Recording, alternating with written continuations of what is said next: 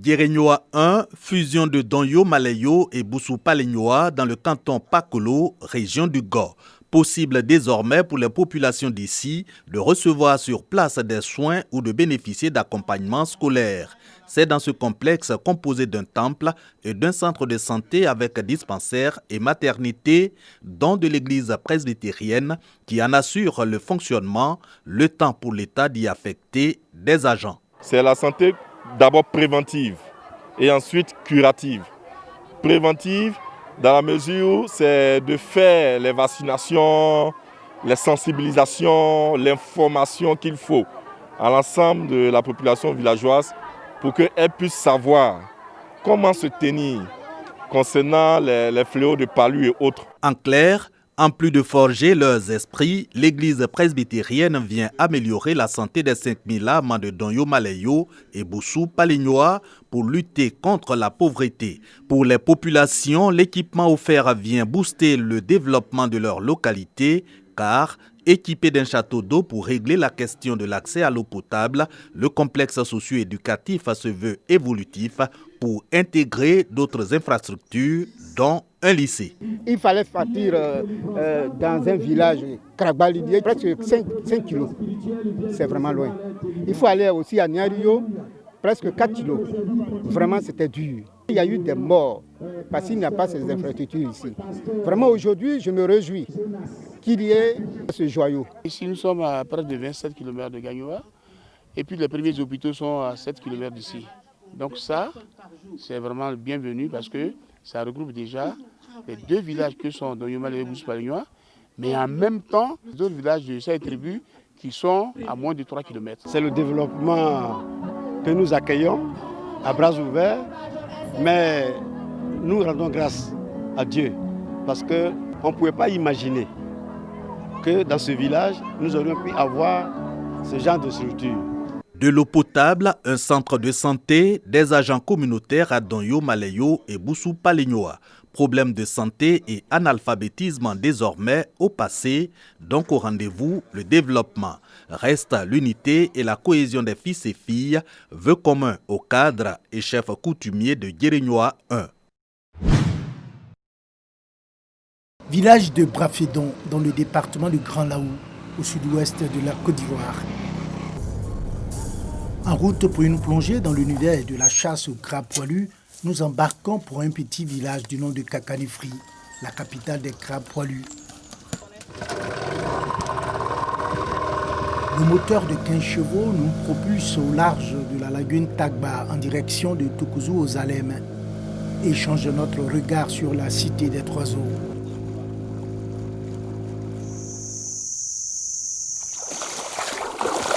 Les salades d'eau douce et les herbes ont pris la berge en otage, mais cachent mal le potentiel touristique de la localité qui crève l'œil partout où le regard se pose.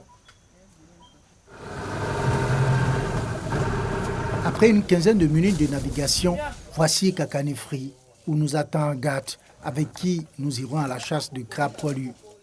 J'ai fait au moins 70 boîtes. Piège quoi. Piège, oui.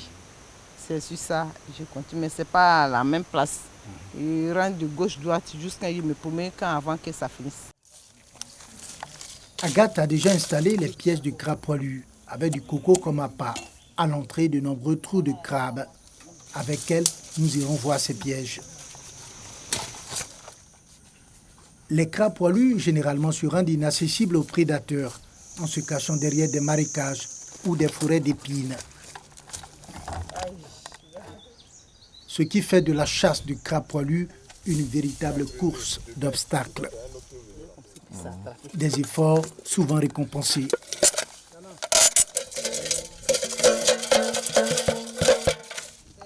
Malgré les difficultés, Agathe adopte une attitude durable en jetant les petits crabes à l'intérieur de son piège. C'est petit, c'est trop petit. Le crabe là, il est trop petit. Il est trop petit. Donc on le laisse. Quelques 2 semaines après ou bien 1 mois après, ça grandit et puis on les attrape. En pleine forêt de ronces, nous rencontrons Elisabeth et son fils. Comme nous, ils sont également à la chasse de crabes poilus. On souffre. Alors là, il y a un peu à baisser pour chercher là. c'est fatigant aussi. Et où on vient là, c'est trop long. C'est ça. Maintenant, et puis il y a piquant aussi. C'est ça. C'est pas facile. Agathe a aussi des pièces de crabe poilu faits avec du grillage et sont tout aussi efficaces que le dispositif fait avec des boîtes de tomates. Le dernier piège visité, nous retournons au village. Aussitôt arrivé au village de Kakanifri, Agathe remet son butin à Joseph pour attacher. Une autre étape avant la commercialisation est tout aussi difficile. Quand il t'attrape comme ça, quand tu tires, il peut te déchirer. Mais quand il t'attrape, ça là aussi, il peut te mordre. Mais ça là, quand il prend un petit peu de trapper là, il te fait mal pour dépasser ça là.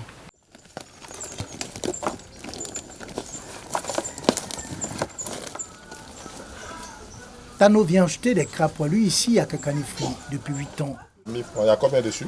C'est 9. 9. C'est 9 crabes dessus. 9 crabes. Oui. Le produit est bien prisé, mais la filière rencontre des difficultés. Pendant les saisons pluvieuses ou plus abondamment, sincèrement, nous ne trouvons rien parce que nous sommes venus aujourd'hui. Les moyens de déplacement sont venus sans avoir ce que nous avons besoin. Et puis nos clients, puisque si nous n'avons rien, les clients aussi ne gagnent pas. Des fois, ça peut nous perdre des clients. Il faut sauver la filière du crabe poilu, selon Tano. Les gens demandent beaucoup parce que normalement nous autres, le monde n'a pas encore les contacts vrais sûrs avec peut-être les grands restaurants, mais avec la population surtout de Beaunois, parce que c'est eux qui en mangent beaucoup. Donc ça peut nourrir son homme s'il y a une bonne clientèle.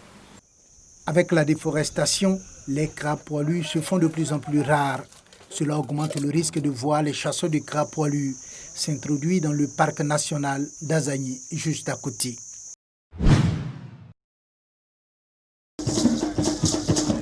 Le crépitement du tam-tam et le martèlement des pas des danseurs, une symphonie entraînante, ce sont des scènes de la vie quotidienne, une caractéristique du Zaurada, danse initiatique. Cette partie de danse-là, représente la vie quotidienne que nous passons au village. Oui, le chant, le matin on va au champ. Des fois aussi on se fâche, on se bat, c'est-à-dire ça relate toute la vie quotidienne. On initie les enfants, les jeunes enfants. Il n'y a pas que la danse en pays d'Ida. Le Djaka Festival à Divo, c'est aussi le rendez-vous de la gastronomie avec le tchétchara, du textile à travers le fameux raffia tissé, le Nigbeli Lokui, sans oublier les rites et coutumes traditionnelles des peuples d'Ida, Godi et leurs alliés. Cette édition du Djaka Festival, la 10e, a une saveur particulière. La 10e édition a pour thème la paix. Et chez nous, nous parlons de Bobla. Bobla est une feuille symbolique qui détermine la paix. C'est comme le drapeau blanc. Au regard de l'actualité politique, socio-économique, nous avons pensé que prôner la paix entre nous en Côte d'Ivoire, c'était important. C'est pour cette raison que nous avons opté pour ce thème, la paix. Le peuple acquiert comme peuple invité d'honneur, mais aussi l'apport traditionnel des Achans du sud du pays, toute une synergie pour porter la culture à travers la paix. Parce que vous le savez, nous avons traversé des périodes difficiles.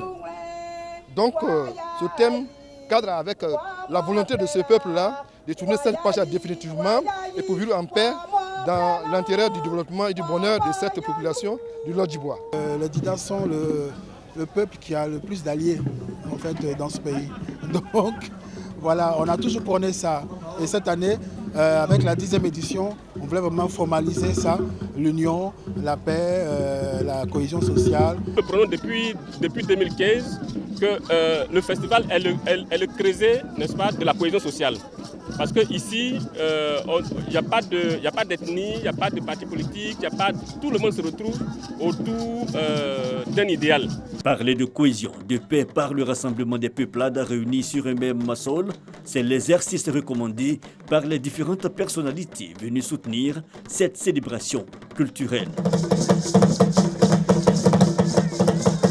Notre pays vient de traverser une période difficile, donc nous avons lancé un appel au nom de M. le Premier ministre pour que la paix et la cohésion continuent de régner dans la région du Lot-d'Ivoire, parce que c'est la paix et la cohésion qui permettront donc à notre région d'aller de l'avant. C'est-à-dire la région a besoin d'infrastructures et ces infrastructures ne peuvent se réaliser que lorsqu'il y a la paix.